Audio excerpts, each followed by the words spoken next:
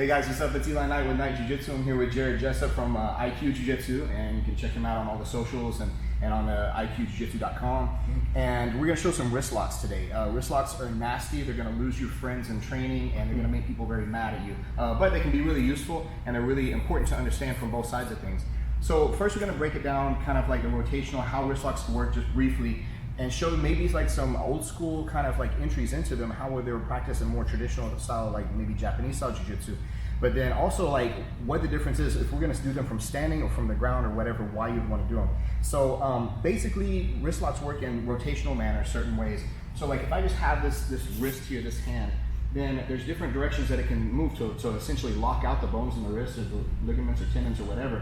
So just directly straight back is gonna be one way. So if it's palm down here or palm up, that's gonna lock the wrist out from the flexion. It's gonna reach the maximum capacity for it. Rotational, like this here, if I had this at this weird kind of rotation like this, I'm taking his pinky back toward his center, like that, that's gonna lock out the rotation of the wrist. And then outward rotation this way here. So these, if you look at like kind of traditional ways that you would practice these kind of wrist locks, this would be one here like this. This would be another way here that you would see practice a lot of times. Then we're going to start using our own body to kind of control that flexion of the wrist like this too. So the way that these kind of apply, and it depends on whether we're doing a standing or ground. Ground's going to offer us a little more locking potential, whereas standing is going to have to be a little more ballistic, and it's going to be more of a quick release thing, or it might be intended for an actual break. So if Jared's grabbing here like on the lapel, this is one way that we might see this kind of happen. If the wrist is flexed out like this, so it's almost a grab but with a push, then I'm going to trap that in the direction where I can feel the base of his palm here like this, and then I want to get behind on the elbow so I have a fulcrum here to be able to apply that. I want to sink in like this and kind of concave and be able to get inside where I have the palm pressed against me, and I'm heavy here, making sure that the bend of his wrist is where I need it. Then I'm going to fix this behind his elbow, tuck my elbows in nice and tight like this here, keep my center like this, and I want to pull the direction of his elbow through his wrist this way here, flexing the wrist back to where it doesn't go any farther that way, right? If we look at the opposite here, you can do the same thing, right? So notice his palm's up now. So now his palm's up, I'm gonna use this hand to kind of chop it in, and I want a triangle, right? I want the knuckles and the wrist and the elbow, right? That makes a triangle. So I'm gonna bring the knuckles back towards the elbow. So as this hand's gonna kind of slap on the outside, this one chops in, I'm pushing the base of the wrist, the bend, into the armpit a little bit where it kind of gets caught.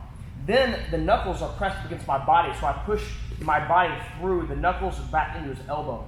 So that can be a little bit hollow as I come down and in, right? So I'm pulling back and going over the top of my chest.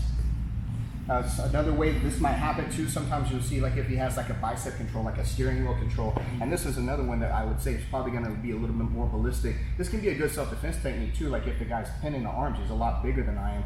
I'm going to come up through the middle, so this thumb's going to come toward my center. I'm going to find a Gable grip here at the base of the wrist so that I bend his wrist backward this way here, and I pin it tight against me. I'm bringing the thumb inward like this, and I'm thinking about my elbow going toward his navel down here like this, that way, and so I'm getting this kind of outward rotational, taking the pinky over the thumb like that, so it's going to lock out the wrist very painfully. One thing that's hard to see right there that he's doing is this elbow, as he makes the grip, he's bringing this elbow back to his hip, and it keeps the space really tight right here, so it's hard for me to just like grip my arm out.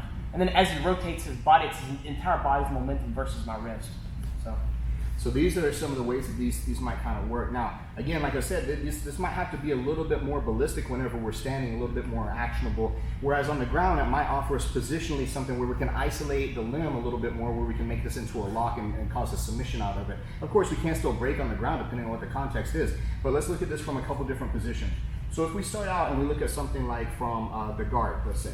So if we're here, and this was something that I saw just a recent video on for competition. This guy was holding the sleeve, which is common whenever Jared's starting a guard pass. There's a lot of guard passes that will start like lapel and sleeve, where he's going to start in standing and then he's going to go up. So what happened on this one here was that when the guy was pulling here on this direction, the bottom player here reached over, grabbed the thumb pad like this here, reached around and then grabbed his own forearm and then takes the knuckles back toward, and then there's the wrist lock, very painful since it's centered in. I have the base of his elbow as a fulcrum here. There's a triangle that Jared's talking about, knuckles, wrist, elbow like that. And then I have this figure four. It's very strong, and it was really quick. The guy's arm was trapped, he had to tap right away. One of the biggest things right here is that he's got my arm isolated, so I can't rip it. If my elbow can move out this way, then I might be able to rip my arm free. But because of the structure of his grip right here, when I go to pull back, he's bringing everything, it just goes right back into his own center of mass. That's what makes it very difficult for me to rip out of it, and he is able to apply the lock. Yeah, same kind of idea. If Jared is using a lapel grip, and I want to go to this side over here. Now, I may not be able to figure four quite the same way, but the same way that we looked at it from standing a while ago, if he's curling in a little bit like this here, then I might be able to use something similar like this whenever we're going to sit up, and be able to isolate behind here like this. So this is going to require me to become a little bit more concave with my chest, but I still might be able to use this as kind of a more ballistic kind of a snapping kind of motion like that. Right? So if he's here, he's curling in. I want to accentuate whichever way his hand is naturally inclined to go. For this case, he's bringing the knuckles curling in back toward him. So I'm going to curl that back in like this, hold the elbow here in place, and then get two hands behind the elbow like this here to be able to come pull in. And that can be another nasty little wrist lock like that. You got to find the lines where's the wrist going to catch and where's it not going to catch. Because if he goes for that, but my grip's here, he's going to have a hard time making it happen, right? Because my hand's not in a position to slide out. But sometimes the guy will grip just right, so whenever he comes up, now my hand's caught there. If I want to rip out, he can follow it. He can stay with it, and he can finish it. So he's kind of isolating the way that my arm can move, and he's paying attention to the lines of where my hand can and can't go, and monitoring all those.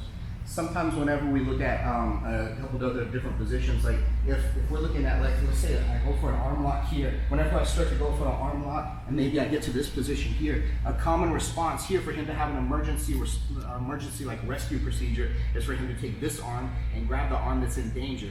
And this is the first initial grip that you'll see guys grab a lot of the time and it's not a bad defense because he's trying to pull it to safety. But what this allows me to do though is because there's a wedge right here, I'm going to keep the arm that I have inside of the base of the elbow, which is going to give me that nice fulcrum here. I'm going to take this one, come out here and karate chop like backwards toward me under here to get these two knuckles. And then I want to take those two knuckles, cupping here like this. I want to pull that hand toward me, and I'm going to open so I can this figure four on this side, and that's going to make a nice gooseneck wrist lock like this here. It's going to be very painful. It's going to be very difficult for him to maintain that grip. If nothing else, at least this is going to probably make him start trying to open his arm to release the pressure of that, and then I get the arm lock off of that movement right there. One thing you can do to help increase the pressure there as well is as I come through and I get this grip, as I bring the knuckles in, you can open the chest forward, and that will increase the amount of power. So I'm not pulling everything back, So I'm cup the knuckles here, my elbow drops in, you can support both hands, and then as you open the chest through, it really puts the pressure on the wrist. A lot of times it'll extend for you right there, so you can just fall all the way back in the arm lock. Yeah, so this is another good reason why it's important to understand about wrist locks too, because maybe you're not just intending to go in there and apply it to the wrist and damage the wrist, and maybe you don't want to do that, but it is going to be something that is going to create a good opportunity to release. So let's look at a couple other like little sneaky places that might be helpful whenever the guy's shutting you down on another thing. Like mount position, this one is very helpful because sometimes one of my favorite attacks, one of Jerry's favorite attacks too, I think from here is an arm triangle. But what you'll get guys doing a lot of the time is what we call answering the phone. This is a popular kind of defense mechanism from here. So what can happen from here, if he's doing a good job and this is very tight, he's creating a structure that makes it harder for me to finish the arm triangle because he's allowing a little gap for blood flow and stopping my constriction.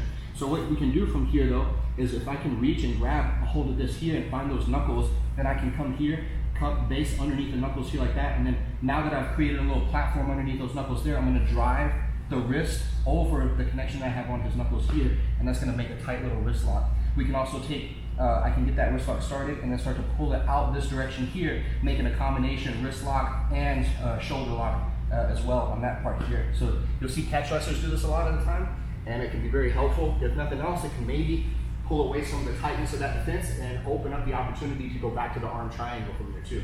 One thing I'm looking for, and this could be from mount or from side control, either one.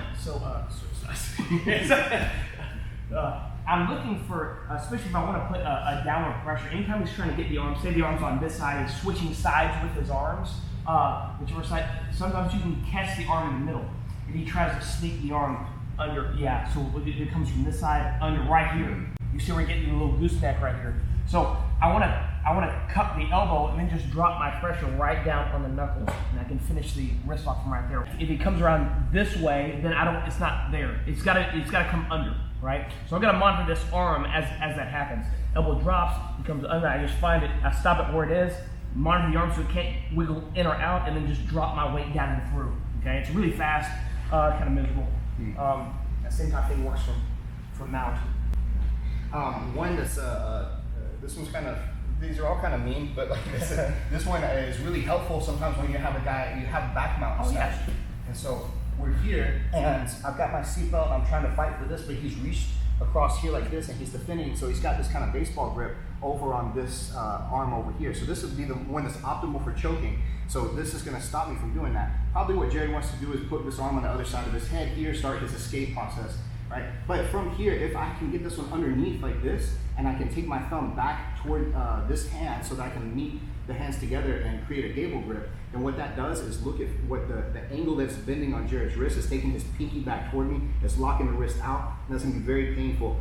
You can use this as a submission itself sometimes for that wrist lock, or if Jared doesn't like it, he wants to just pull his hand, rip it away for free like that, then I can go back here, and then I can start this process of like going back into the rear naked choke or going back into the collar chokes or whatever. So again, that one, he's here, I come here like this, I push down on the wrist, pull up on the hand, the Gable grip comes together, I pull the thumbs back, and it's a nasty little wrist lock from fist to fist. Sometimes off of different transitions whenever we're going through, this is one I like a lot. Like if we go here, and Jared goes to roll over this shoulder like this. So what happens here like this is once he rolls out, if I can come up into this position, and I can grab here and isolate like this. So he's going to have a hard time pulling his arm out of this position. A lot of times what the guy will try to do, he'll try to turtle back this way, try to protect his arm because he feels like I'm coming here to attack his arm, and I am. I can maybe re-roll into Omoplata, I can maybe spin around, try for the straight arm lock, or I can just go right here, just straight in for this wrist lock. This doesn't have to be anything very, very fancy. All I'm doing here is I'm just going to push here this way, gooseneck, and then take this hand down this direction. It's probably the quickest finish you can get from this seated position like that. So this is another opportunity for a wrist lock right there. So from right here, I'm just taking it, foot underneath, and he starts to get this arm free. Now look, I brought the foot around and gone underneath the chin to make it difficult for him to roll, right? And but I'm sometimes right here you might get this arm free. So right here, at the same time, I grab the wrist, come under, grab my forearm, and go to finish right here. You might recognize from a famous match with Hoist Gracie, Aikibono. Yeah. Hoist was strapped underneath the like 600-pound Aikibono, a sumo wrestler, and this whole eye basically. Yeah. And he'd actually shoot his bottom out. He was sitting upright when he finished it. And so he was going almost like setting up an Omoplata, but he got more perpendicular. He had a little bit of a weird angle to finish for the traditional Omoplata. Plus Aikibono was so huge, he wasn't going to get the roll or the angle quite right. But for that exact finish, but he turned it into a wrist lock, and that's what wound up ending the match right there. So that was awesome. Sometimes off of the back is whenever we get to this position, and I have the seatbelt established. Whenever I start to go in for the choke, I like to push this hand down out of the way, so I only have one hand to deal with whenever we're going for the defense. So he may be doing a successful job of defending against the choke here like this, but what we can do from here is if we fall over to the side, is we can actually take this one off center if I have a good grip, and I'm going on the blade of the hand, not on the wrist. If I'm going to go here like this, I'm going to put his pinky into the small of his back this way. It's very hard for him to stop, and if he really wants to pay all his attention to this one, he's probably going to wind up giving the choke opportunity here anyway. Because he wants to defend his neck primarily, then this right here, sometimes we'll just get the job done just like that. So that's another really good one there. Right, guys, so these are by no means obviously a comprehensive list of every place you can hit a wrist lock, but this is at least kind of a smattering of different positions where you see the concepts and the mechanics for breaking on the wrist like this. Some of these, again, are going to be like quick releases that are going to get you opportunity to something else, but some of these are going to be standalone locks or maybe even ballistic procedures like that you might be able to use. So hopefully you like these and get some use out of them. If you got some other ones, then comment and let me know about it. And like, share, subscribe, all that stuff. Thank you, Jared, for being in this video with me, brother. Appreciate it.